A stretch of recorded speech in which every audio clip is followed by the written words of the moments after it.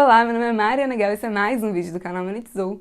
E hoje eu vou falar sobre o mercado de games, um mercado enorme que movimenta muita grana, que dependendo da sua estratégia de investimentos, pode ser uma opção interessante para diversificar a sua carteira. Ah, Mariana, não é papo aleatório, impossível, investir em games, nada a ver. Pois saiba que não só é possível, como o mercado de games é enorme, vem crescendo e movimenta muita grana. Para vocês terem uma ideia, eu vou começar esse vídeo falando de alguns dados setoriais referente à parte do mercado de games que lida diretamente com jogos. O mercado de games em si é muito grande, ele tem muitos segmentos, acaba movimentando muito dinheiro sem ser diretamente com jogos, né? Por exemplo, torneio, stream, por aí vai. Mas para começar o vídeo, eu vou falar dessa parte do mercado diretamente associada aos jogos, né? O número de jogadores, a receita gerada com os jogos e por aí vai.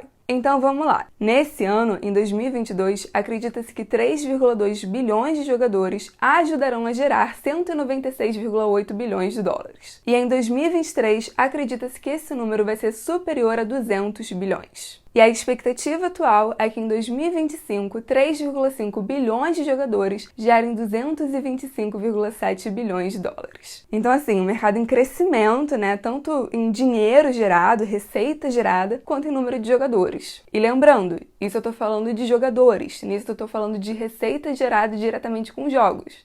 O mercado game em si é muito maior que isso. Se você for considerar as pessoas que consomem conteúdo na internet associado a game, ou ao mercado que os torneios de jogos virtuais acabam gerando, esse número fica muito maior. Então, assim, só pra gente ficar alinhado, né, na mesma página, quando eu falo que em 2022, acredita-se que o mercado de games, diretamente com games, vai movimentar 196,8 bilhões de dólares. Do que eu tô falando, né? Da onde que vem esse dinheiro? Eu tô falando de uma receita originada principalmente de jogos de celulares, né, de jogos de telefone, 53% da receita de 2022 vem desses jogos, o que daria mais de 100 bilhões de dólares. Depois, em segundo lugar, jogos de consoles, né, de forma geral.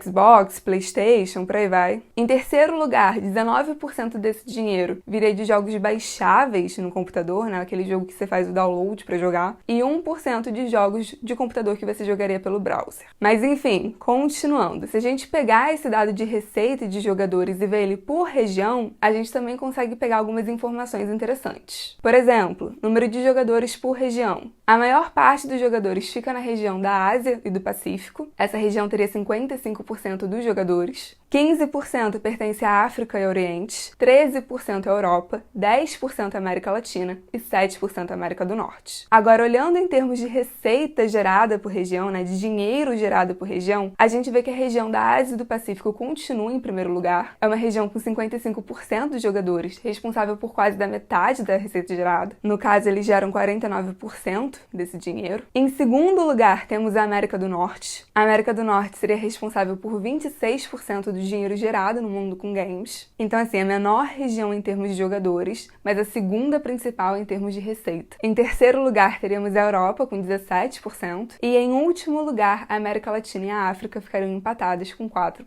Então, a África e o Oriente é a segunda maior região em termos de jogadores, mas é a última em termos de receita gerada. Isso dito, olhando para esses jogadores, né? Qual é o perfil desses jogadores? A maioria de nós poderia achar que o público gamer seria necessariamente um público mais jovem, mas ainda considerando os dados da Newzoo, todas as gerações têm uma parcela significativa de jogadores. Cerca de 42% da população entre 55 a 65 anos é gamer, principalmente de jogos de celulares, e cerca de 29% desses jogadores haviam gastado dinheiro com games nos últimos 6 meses. Da geração X, entre 41 e 55 anos, 60% tinham algum interesse em jogos, e 52% haviam consumido algum produto e serviço em qualquer plataforma nos últimos 6 meses. E aí tem esse peso maior nos millennials e na geração Z. Os millennials, por exemplo, né, de 25 a 40 anos, teriam 80% de jogadores, mas realmente não dá para desprezar o peso da população mais velha. E lembrando, tudo isso são dados do que foi movimentado diretamente com jogos. Ainda tem muito mais do mercado game que não entra nesse cálculo. Ainda tem muito mais dinheiro movimentado que eu não contabilizei. Dinheiro que se faz com evento, dinheiro que se faz com campeonato, dinheiro que se faz com live, com stream, dinheiro que se faz com conteúdo de jogos de forma geral. Então, assim, eu tô falando de dados significativos, né, de um crescimento significativo, que mostra que realmente o mercado tá em expansão, mas quando a gente olha para o mercado de games, ele é muito maior do que isso que eu falei.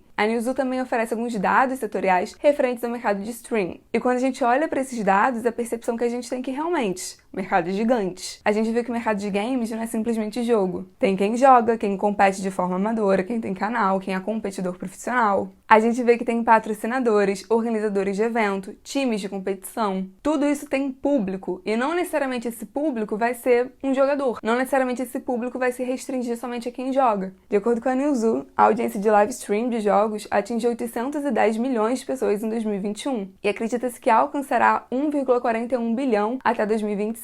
Olhando para a audiência de competições de jogos, acredita-se que a audiência de esportes será de 532 milhões em 2022. E acredita-se que a audiência em 2025 será de 640,8 milhões. Acredita-se que o esporte também vai gerar uma receita de 1,38 bilhões nesse ano, sendo que um terço disso vem da China e que esse número chegaria em 1,86 bilhões de dólares em 2025. Tá, então vimos o setor, né?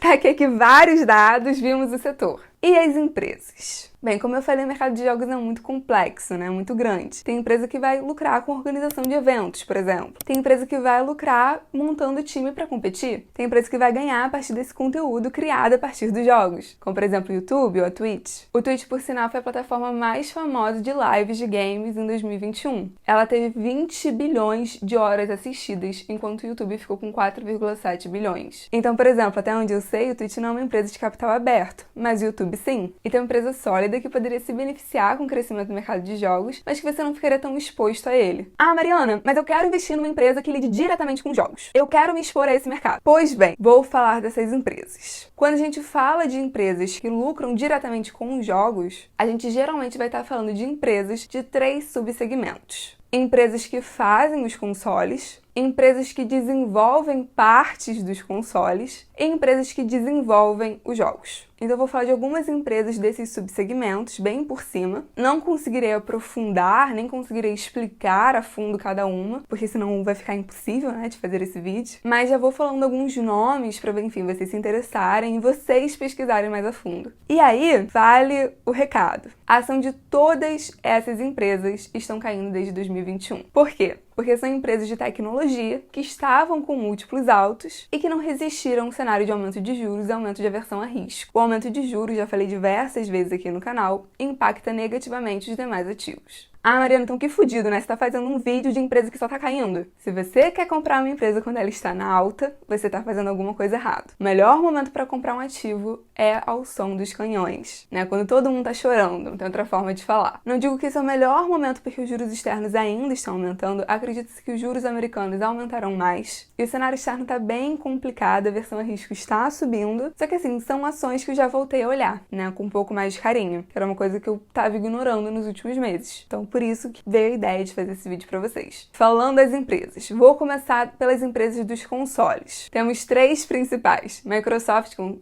Xbox, Sony com PlayStation e o Nintendo com Nintendo Switch. Vou começar pela Sony. A Sony é uma das maiores empresas do mundo. É uma empresa multinacional, é o 5º maior conglomerado de mídia do planeta, fabrica uma infinidade de produtos eletrônicos, né? TV, aparelho de som, consoles. E é uma empresa gigante, atua no mercado de entretenimento, atua no mercado de música. Inclusive tem um vídeo aqui muito bom sobre o mercado musical que você deveria ver. Eu não faço tanta propaganda desse vídeo, mas ele realmente é bom, então vai lá ver. E ela também atua no mercado de games, sendo um segmento bastante expressivo. A Sony é uma das maiores empresas de mercado de consoles. No caso, ela produz o PlayStation, né? Ela vende o PlayStation e possuiria 43% do mercado. E assim, de negativo, é importante dizer que o segmento de consoles, especificamente, está em queda no mercado de games. Então, assim, sobre esse subsegmento, isso é uma questão que você tem que ter na cabeça. Não sei se seria a melhor forma de se expor a esse mercado. Segunda empresa, Microsoft. Assim como a Sony não se expõe somente ao mercado de jogos. Então,